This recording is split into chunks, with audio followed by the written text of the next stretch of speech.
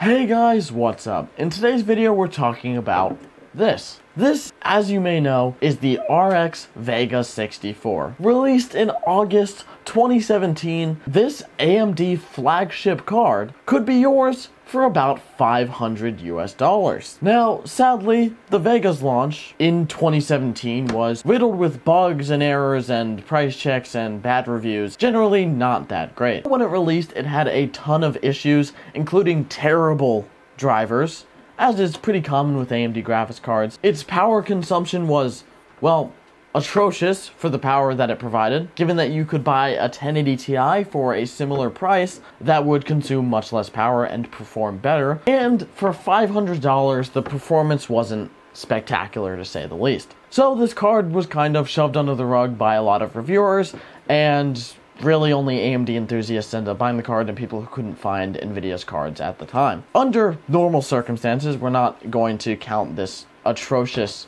destruction of fair prices that is happening in the current time that this video is being made. This card can actually be found for a relatively decent price, from anywhere for $300 to $500. $500 for the higher end models, which is pretty nice to see them selling for what used to be the MSRP. I picked this up on eBay for about $300 about a year ago, and I do have two of the liquid cooled versions. I will try to do a whole separate video on that, because they are actually slightly better than the blower style cooler and have a higher clock speed, so I definitely want to do a video about the liquid cooled versions of this. But in today's video, we're talking about this card specifically, the reference model Silver Edition Vega 64. When taking away the pretty expensive price, partially due to the 8GB of HBM2 that AMD decided to use on this card, HBM2 is a very expensive but very fast VRAM, which many people actually say is pretty pointless for gaming, and I kind of agree. As for gaming, you don't really need super amazing fast VRAM. I mean, at least not as fast as HBM2. Some GDDR5X or GDDR6, which I don't believe was out yet at the time, but either way, probably would have been better and more cost effective.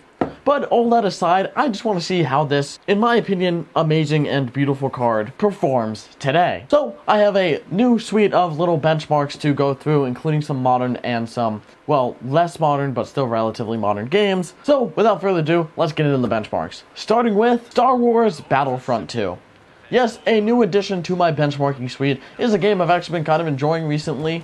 Star Wars Battlefront 2, it just looks amazing, and this is maximum settings. This is all ultra, every single setting set to ultra except for, and as you can see, the card runs fine. I was running it with a Ryzen 7 3700X and 16 gigs of RAM, recording using X264 on our CPU, so our GPU basically had no bottleneck whatsoever and could stretch its legs, and as you can see in game, we are getting 100 FPS and over. This is an amazing card. This is pretty amazing performance, and it's kind of expected from a flagship in 2017. This is not a very old card. 4 years for a flagship is not that bad, considering the 1080 Ti came out the same year. This card still performs very well, even in a relatively more modern game. I don't actually know when Battlefront 2 came out, but I did recently buy it for like $10, so I'm like, hey, I should probably add it to my benchmark because it's such a good looking game. So easily, this card destroys this game, even on ultra settings 1080p. Let's move on to our next game. Moving right along into Call of Duty Black Ops Cold War. And into Black Ops Cold War, specifically zombies, because multiplayer is completely unplayable and I've already beaten the campaign once, I don't want to go through that hell again. This is a mix of medium and high settings. As you see, our GPU is at 100% usage, so we are definitely putting it to work, and it's just good.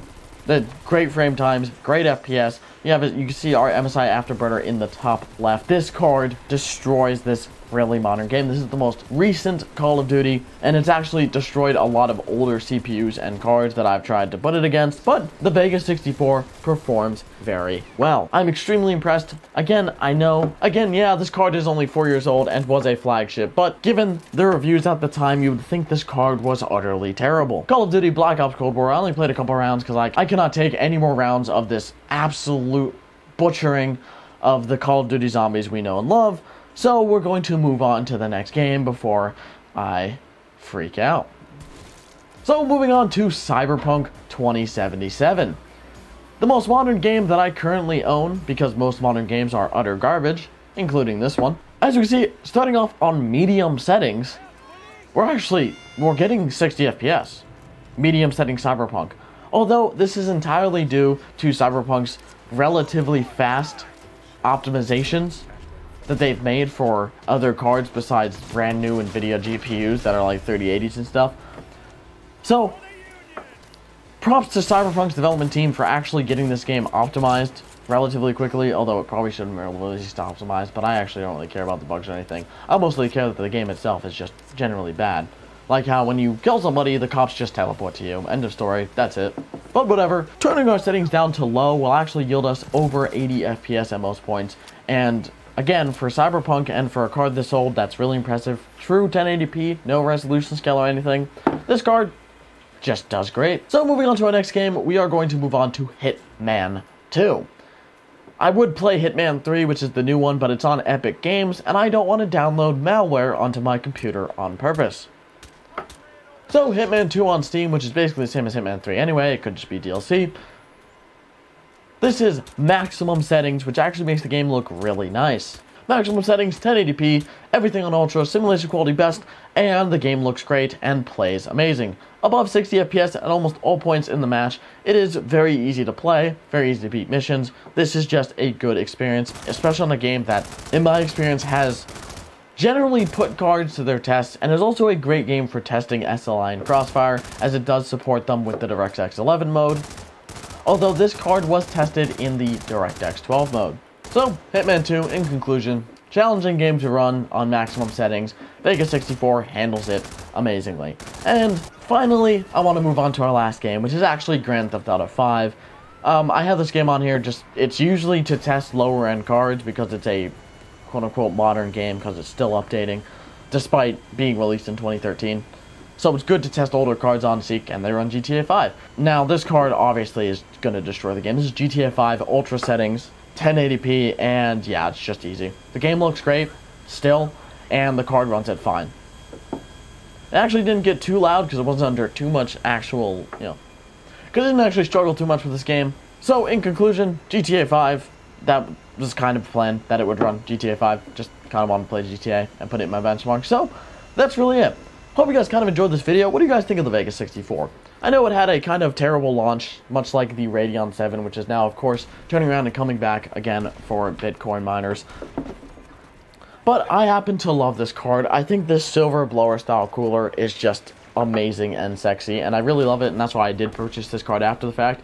I have 1080 Ti's, Titan XPs, and a 3070. I didn't really need it, I just really wanted to have one of these. They look so nice. I've been looking for one of these silver blower style coolers for a while. I'm also trying to get my hands on a Vega Frontier Edition that I really want, because again, they are just such sexy cards. And I do want to do a video about the Vega Frontier Edition, another card that again, kind of failed at its release. But I want to see how it performs today. But that's the point. Hope you guys kind of enjoyed this video. Thank you guys so much for watching. I love you guys, and I'll see you in the next one. Peace.